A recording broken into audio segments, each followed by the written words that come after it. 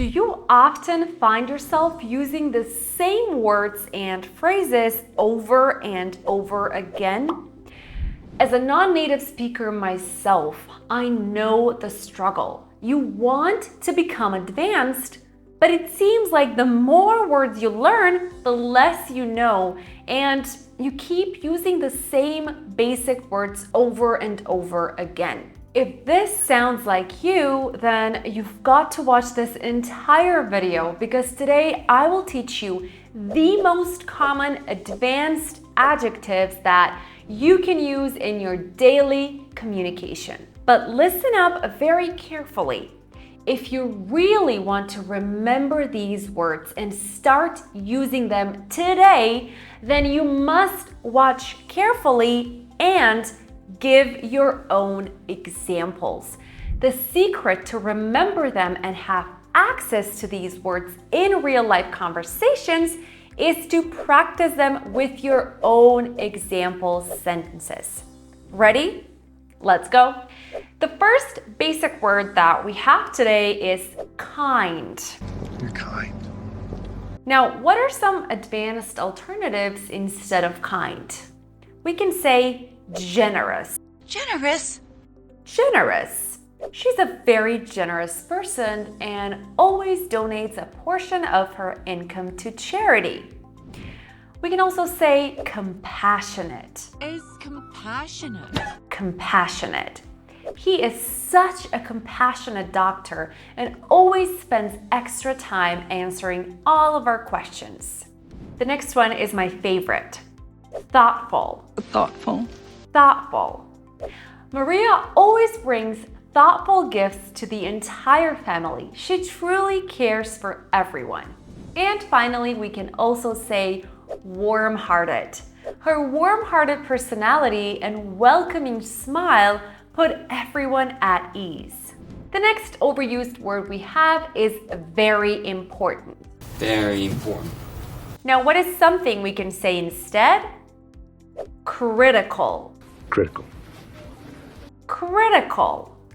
Something that is critical is essential, is extremely important. For example, this meeting is critical to the success of the project. Or we can say vital. It is vital. Please. Now, vital means absolutely necessary. For example, it is vital that we complete this task before the deadline. We can also say significant. Significant breach. How significant? Significant. Something that is significant has great importance, or it has great meaning or consequence. For example, the discovery of this new treatment is significant in the fight against cancer. The next kind of overused word we have is funny. Funny. Now, instead of funny, we can say hilarious. Hilarious. Now, hilarious is used to describe something extremely funny and amusing, often to the point of causing causing laughter. For example, the comedian's jokes were so hilarious that the audience was in tears. We can also use amusing. Amusing. Now, this is an advanced word. We can say amusing.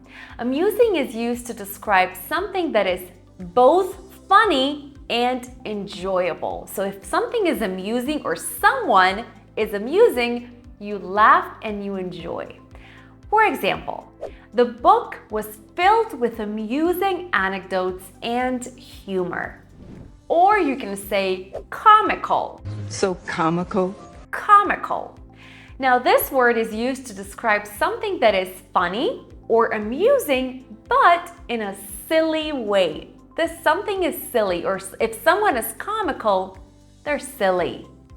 For example, the sight of the dogs wearing hats and bow ties was so comical that everyone at the party was laughing. The next word we have is beautiful. Just beautiful. Now, what can be said instead of beautiful? We can say exquisite. Exquisite. Be careful. Exquisite is quite formal and is used for something that is extremely beautiful and finely crafted. Exquisite is mainly used to describe physical objects. For example, we can say, the exhibit featured exquisite works of art from around the world. You see, it's very formal. You can also say alluring. I find her, extremely alluring. Alluring. This one is used to describe something that is attractive and captivating, often in a mysterious or seductive way. For example, the woman's alluring beauty drew everyone's attention in the room. Or you can say splendid. Splendid. Splendid. For example, the view from the mountaintop was absolutely splendid, with breathtaking views from the landscape. If you want to use it for people, for example, you can say stunning. Stunning. Instead of beautiful, and we usually use stunning for women, or if you want to comment on a male's physical appearance, you can say handsome. Handsome. Wow, what a handsome young man. The next overused word we have is fast. Fast. What can you say instead of fast? You can say swift. So swift. Swift. Swift means extremely fast moving. The cheetah is known for its swift movements, reaching speeds up to 70 miles per hour. You can use rapid. Rapid. Rapid is used to describe something that is quick and happening at a high speed.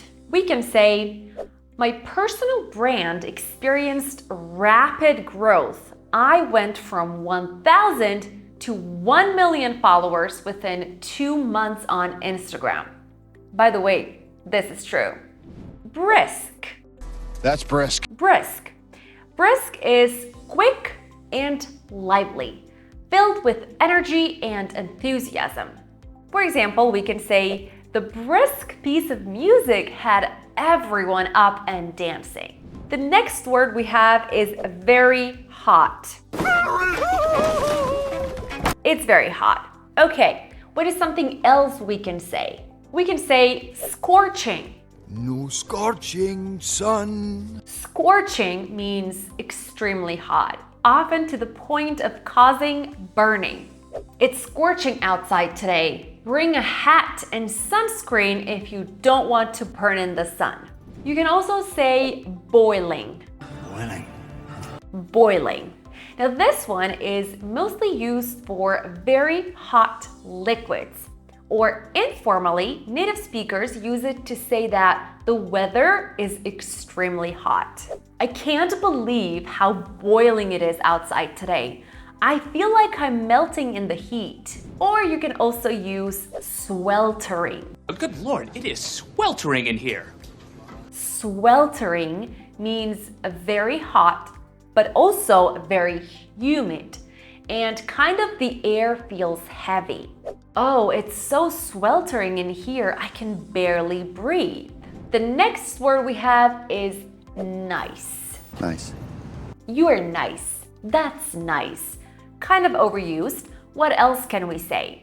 We can say amiable. He is most amiable. Amiable. Now, amiable is used to describe someone who is friendly and easy to talk to. For example, we can say, he had an amiable personality that made everyone feel at ease. You can also say pleasant. Pleasant surprise. Pleasant is something that is enjoyable or pleasing. Usually we use it for personalities. She is such a pleasant woman. She answered all of my questions and even provided extra tips to consider. Or you can also use approachable. Approachable. Approachable. I found my new boss to be very approachable and easy to talk to. He always made time for his employees and was willing to listen to our concerns. The next word we have is hard. It's hard. It's hard.